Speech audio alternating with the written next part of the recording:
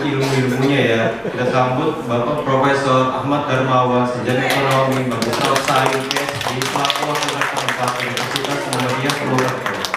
Gapak tuh, Pak. Gapak. Bagi-bagi duit. Terima kasih. Masih semangat? Sudah diajari Pak Ugum ya, Support System, sahabat. Kalau hari ini saya belum punya suami lagi,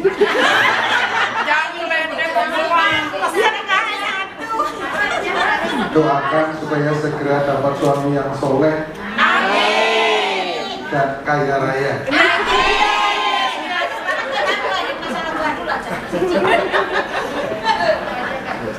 Ibu-ibu, hari ini serangkaian Maaf dan Masyarakat luar biasa ya. Luar biasa. Tepuk tangan buat tim dari UNT.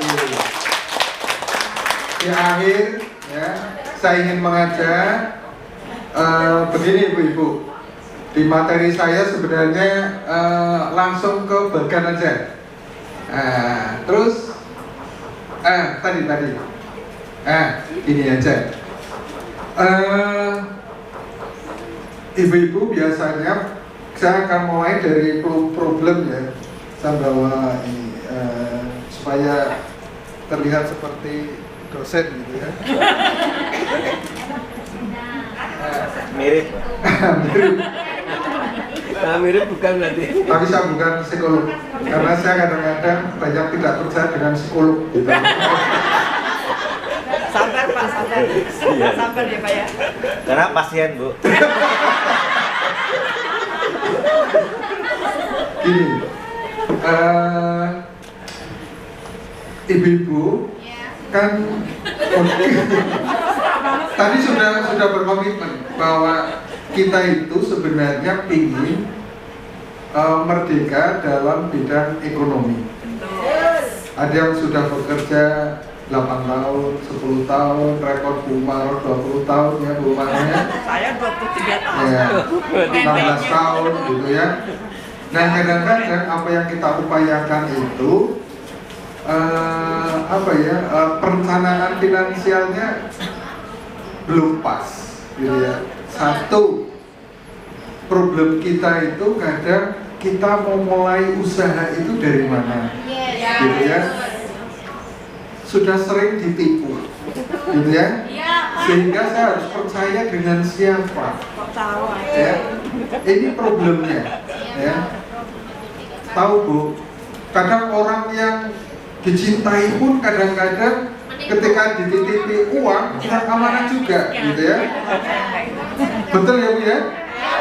Nah, maka kami dari Universitas Muhammadiyah Purwokerto ingin ayo kita sama-sama membuat satu formulasi usaha berbasis kelompok. Kan gini loh, ada orang yang takut dengan kegelapan ya. Kan ada ya, sudah berjalan di tengah kegelapan lewat makam itu biasanya takut ya, apalagi sendirian pasti akan lebih takut. Nah supaya tidak takut kita mencari teman. Cari satu isi peti, golek siji maning telu isi peti. Nah akhirnya bersama-sama kita akan menjadi lebih percaya diri. Demikian juga ketika kita mau memulai usaha. Nah ini slide-nya hilang gitu ya.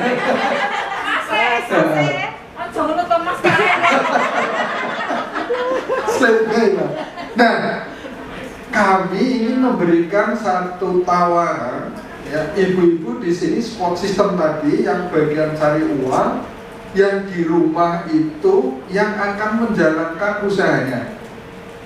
Syaratnya satu, ibu-ibu harus percaya. Nah supaya percaya kan tidak mudah, sering diloboni wong. Ya. Nah, diloboni ngerti nggak? Diloboni. Nah, ini kalau problemnya, ini kan ibu-ibu sudah mengalami banyak ya, satu tidak percaya, kemudian tidak berani usaha, dan ide usahanya apa. Jadi problem terbesar untuk mengawali usaha adalah di idenya apa. Kira-kira sebenarnya problem usaha itu bukan uang atau modal, tapi idenya itu kan duit. Iya Pak. Ya enggak? Mbak, kalau punya uang 1 miliar misalnya sekarang Kenapa? mau usaha apa? Bingung. Nah, bingung kan? Ya? Nah, soalnya belum Ibu apa, Bu? Pulang dong, Mbak. Toko sawah, toko ladang itu simpanan ya, Iya. bukan bukan usaha ya. Iya, betul. Nah, sekarang kita bicara usaha nih. Apa kira-kira? Buka restoran Properti, atau itu lele itu. Properti, lele, restoran dan lain sebagainya ya. Tapi wani ora. Nah, wani namanya Anak saya yang memulai kayak Yakin wani, gitu ya. Nah, sing ora wani duit teh, Pak. Nah, ini yang akan kita dampingi, gitu ya. Jadi keberanian itu akan muncul, ya satu karena ibu sudah punya ide yang disepakati dan ide itu harus diperhitungkan. Ada studi kelayakan lah, yang paling layak, yang paling menguntungkan bisnis itu apa, ya sehingga bisnis itu kan tidak hanya berpikir manisnya saja, tapi ada risiko, ya. Nah, kemudian sumber daya manusia sebenarnya tinggal mengkoneksikan ya. Ini ada hari ini kita melakukan satu pelatihan masyarakat.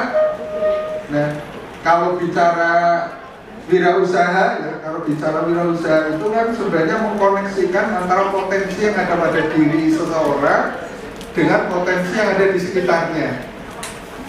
Ibu ada apa ya? Ada peluang bisnis di antara kita ini ada nggak? Misalnya di Hongkong nih, di Hongkong problemnya apa? Tadi Pak Kormadi sudah nyampaikan.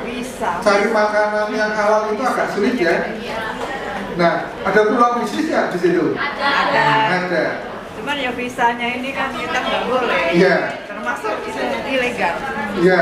Jadi karena ibu di sini kan bukan untuk usaha ya, tapi untuk bekerja. Tapi paling tidak ibu sudah mengerti ada peluang usaha.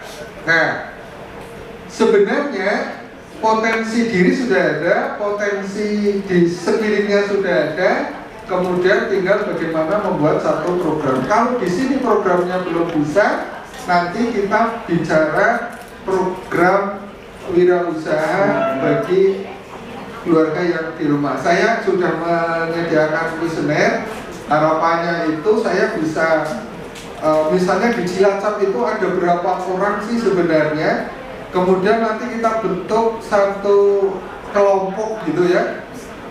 Tadi bisnis itu baiknya kan bareng-bareng. Nah, kalau bisnis ini bareng-bareng dan di situ nanti kita latih, misalnya kita sepakati nih bisnisnya mau buat minimarket. Minimarket itu ada kelas-kelasan, misalnya butuh 1 miliar gitu ya. 1 miliar ini kalau sendirian hutang ke bank dipercaya nggak? Tidak. Kalau berkelompok kemudian ada badan hukumnya dipercaya nggak? Dipercaya. Itu salah satu menghayat dana, sumber dana dari pihak ketiga. Karena apa?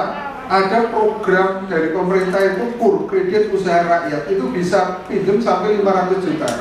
Yang selama ini tidak bisa terserap, hanya terserap 30%. Kenapa kira-kira? Karena mental masyarakat kita itu bukan mental pengusaha, mentalnya adalah mental pekerja. Mentalnya kalau punya uang itu konsumtif. Saya kemarin di periode kemarin itu nangani beasiswa. Ya, banyak sekali tim kami itu ke Cilacap, gitu ya. Pingin kuliah di UMP dengan beasiswa, kita terjunkan kan, beasiswa ada beasiswa kurang mampu begitu ya. Ketika kita terjunkan, ternyata rumahnya itu mewah banget. itu sudah diprediksi oleh teman-teman ini mesti ini pekerja migran ya, PMI gitu ya, betul. Rumahnya bagus, tapi untuk kuliah itu nggak bisa. Karena apa? Uangnya sudah habis untuk membangun rumah. Nah, nggak apa-apa seperti itu, tetapi bagaimana supaya kita tidak pulang balik lagi, pulang balik lagi. Maka hero kita adalah ayo kita sama-sama berpikir membuat usaha. Tadi sudah disampaikan Pak Hukum, sudah ada support system secara psikologis gitu ya, supaya kita punya usaha. Nah, nanti ada program yang saya tawarkan itu, kalau Bapak Ibu sudah sepakat, sudah namanya intensi kewirausahaan itu keinginan untuk menjadi pengusaha. Bapak Ibu sudah punya keinginan nih, tinggal mengkoneksikan. Yang di rumah itu harus disadarkan, kan gitu ya. Maka setelah ini kami akan mengabdi masyarakat berdasarkan basis data yang ada. Saya akan kunjungi kelompok-kelompok yang ada di Cilacap, kelompok-kelompok yang ada yang terdekat dulu Ibu. Gunung itu kan jauh, jadi yang Cilacap, yang Banyumas, ya, Banjarnegara, gitu ya. Kita akan kumpulkan mereka, kita akan bicarakan wirausaha, kemudian minatnya di mana, kita akan analisis dengan studi kelayakan bisnis, kemudian kita magangkan, gitu. Jadi kalau misalnya pingin ternak ayam kita magangkan, kita cari mentor. Kalau untuk retail kita cari, gitu ya. Nah, retail yang paling mudah itu kan sekarang franchise ya. Jadi franchise. Nah, kalau itu sudah aman, kalau sudah franchise ya. Tapi kan itu butuh kelompok orang yang banyak supaya bisa mengumpulkan sumber pendanaan yang cukup. Bagaimana kalau sumber pendanaan belum cukup? Kita akan dampingi untuk meng-hire permodalan dari perbankan. Tapi kan harus ada agreement, ada perjanjian, ya, ada kesepakatan supaya menjadi tanggung jawab bersama. Jadi Bapak Ibu, mohon maaf ya, dulu teman-teman Chinese yang ke Indonesia kan kayak ibu-ibu ya, pekerja migran di Indonesia. Bawa apa dia? Dia nggak bawa modal. Tapi mereka ketika bisnis itu bersama-sama, bareng-bareng gitu loh. Nah, kita kebiasaan orang, ini kan mereka Jawa ya, Jawa atau orang pribumi lah. Kalau usaha kan pengen derek-derek, kan gitu ya. Kok sing sugih nyongkroknya aja minggu sugih, kan gitu ya. Jadi egonya itu luar biasa. Beda dengan mereka, ya. Saya dulu punya profesor ketika saya studi S2 di Pajajaran di Bandung, ada Prof. Ruke dari Jerman itu bilang gini, bedanya masyarakat Indonesia dengan masyarakat Jerman. Masyarakat Indonesia kalau untuk gotong royong sosial kemasyarakatan, bersih-bersih parit, ya ada rumah dibenahi bersama, itu oke, gitu ya, senang. Tapi kalau mau ayo usaha bareng, aneh ya. Tidak kesaing. Beda kalau orang Jerman. Orang Jerman itu kalau diajak bersih-bersih RT Dawis, mana dia mau, nggak sempat, mending iuran, kan gitu ya. Tapi giliran usaha, ayo bareng-bareng, itu mereka, ya. Di sini ada data 10 orang terkaya yang orang pribumi di Indonesia itu hanya satu toh, Carol Tanjung, ya. Yang lain itu Chinese. Dia bawa apa ke Indonesia? Hanya bawa tekad dan kebersamaan. Modal itu yang jebol perbankan itu siapa? Mereka. Ya, ingat dulu ada Edi Tansel ya, dan yang lain-lain lah ya. Yang jebol itu mereka. Nah, kita ada perbankan yang luar biasa, ya.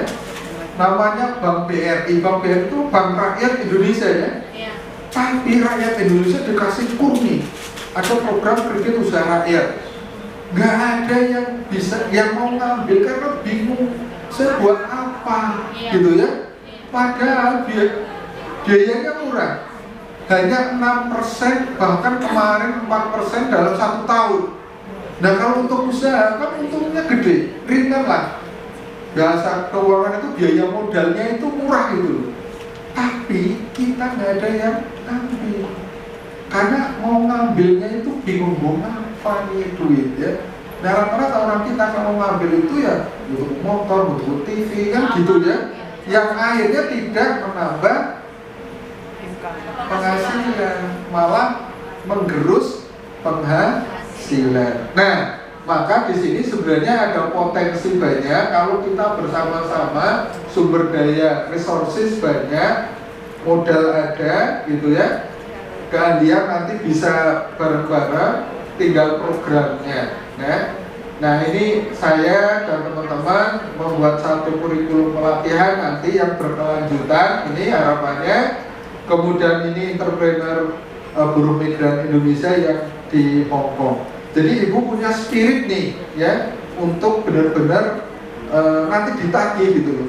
Yuk kapan Pak lagi gitu ya.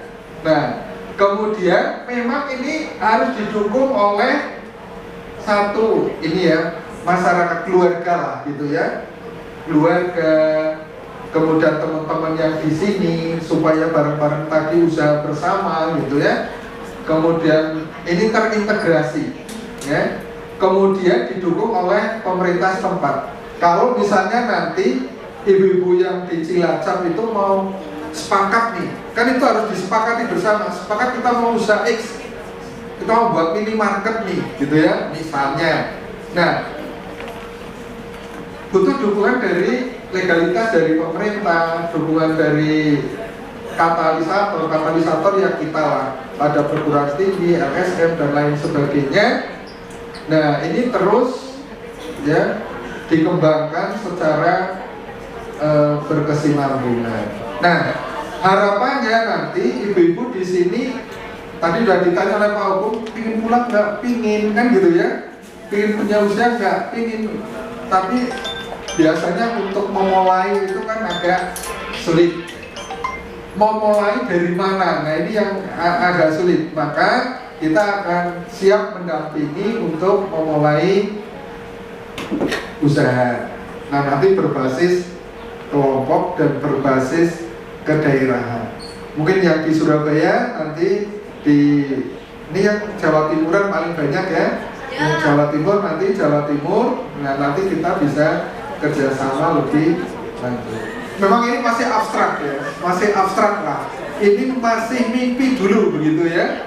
Nah mimpi ini harus kita wujudkan dengan serius. Satu, tidak ada sesuatu yang sulit kalau kita jalani secara bersama-sama.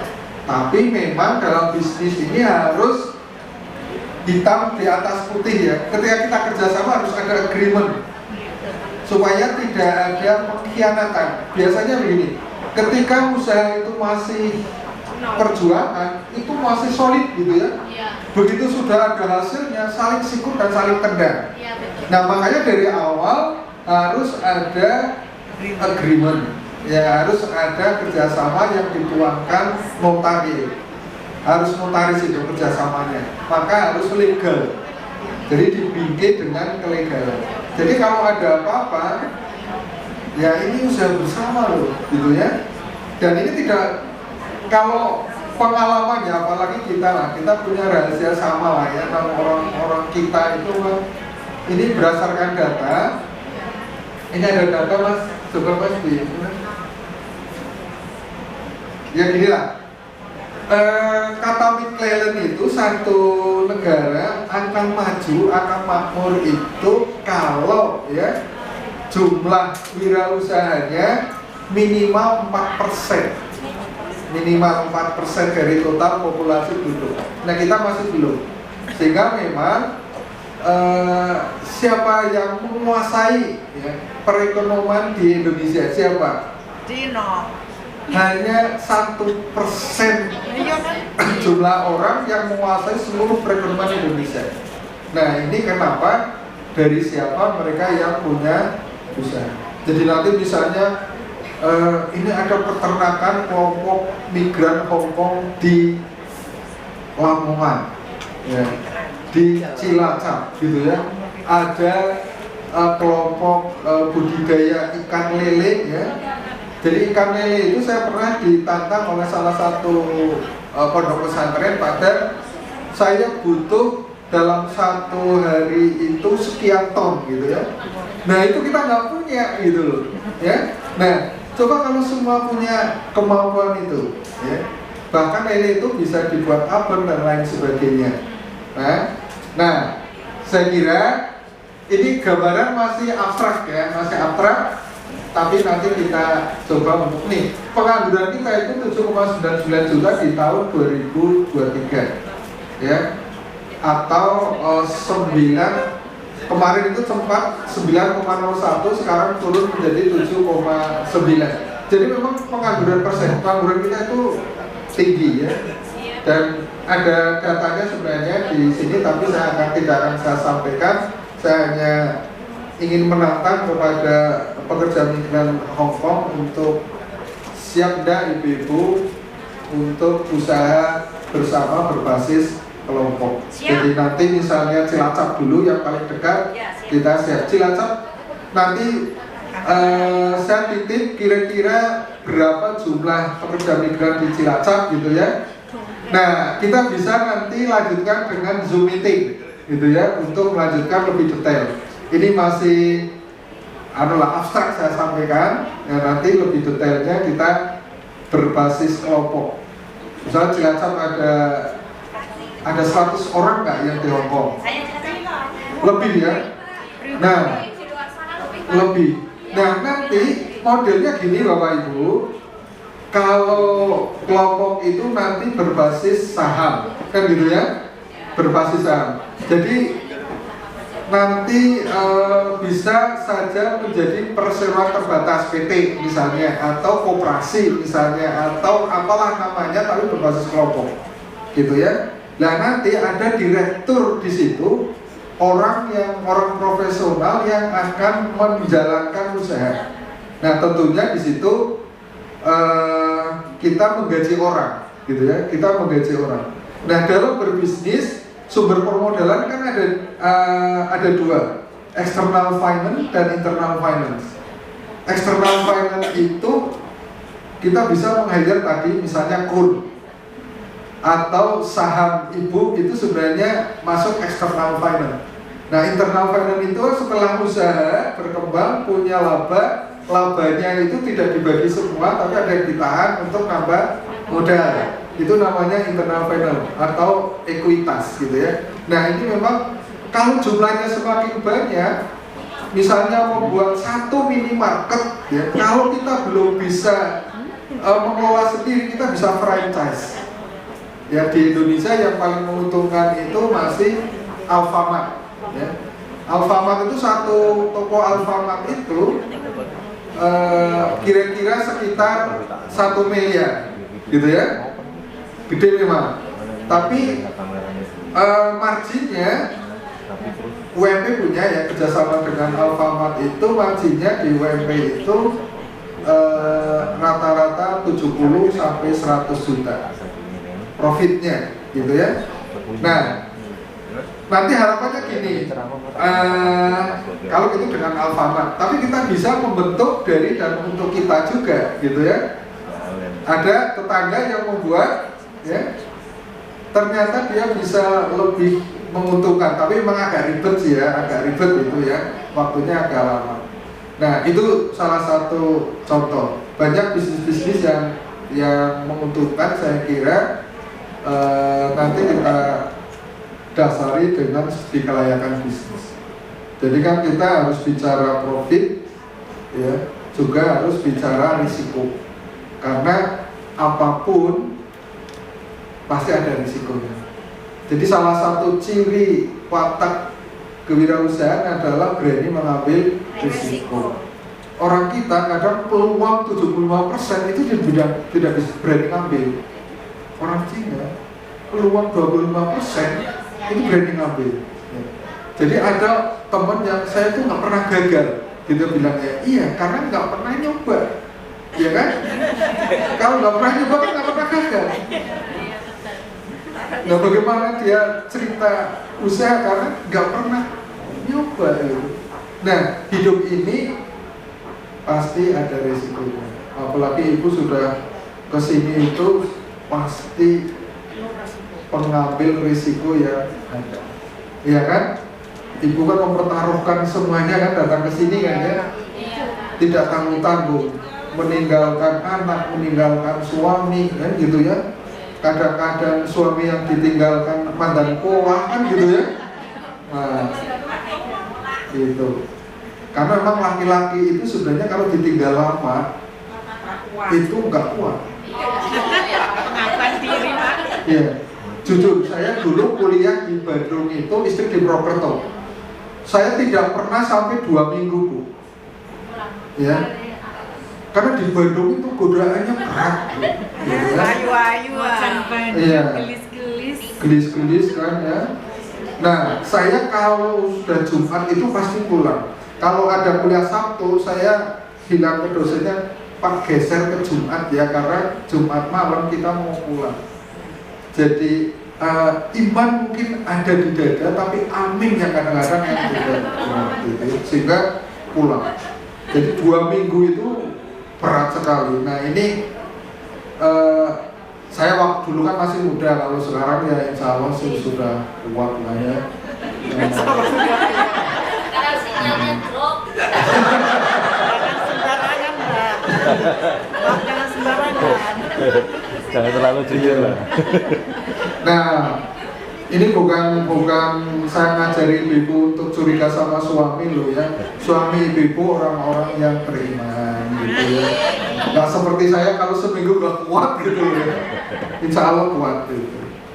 Jadi insya Allah siap ya ibu-ibu ya. Yang penting itu diniati siap dulu. Perkara mau kok berius gampang pikiran gitu ya. Kan gitu ya. Kok di demo balik ke belakang. Nah, saya kira itu kalau ada pertanyaan nanti bisa via WA. Ini sudah sore, ini luar biasa lah. Tepuk tangan buat ibu-ibu semua nih. Ya. Kalau ada yang masih sakit-sakit di psikologi nanti segera hubungi Pak Hukum. Jadi gini, nanti grup Bu Omaro ya, grup itu di WA itu dipertahankan sebagai ajang silaturahmi dan saling mengingatkan gitu ya. Ayo kapan kita programnya mau dijalankan gitu ya.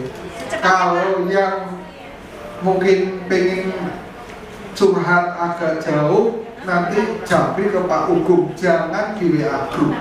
Nanti malah dibully sama teman-temannya. Gitu ya. Insya Allah gratis ya, sama Ugum, kecuali aktivis ya Pak ya. Saya cuma dengarkan kok. Cuma dengarkan. Jadi cuma iya, jos, oke, mantap gitu ya. Ibu-ibu juga bisa sebenarnya gitu ya. Ada bayarannya, bisa cuma dengerin aja. Mungkin itu, terima kasih, sukses buat kita semua. Akhiri, bila itu walhidayah, wassalamualaikum warahmatullahi wabarakatuh.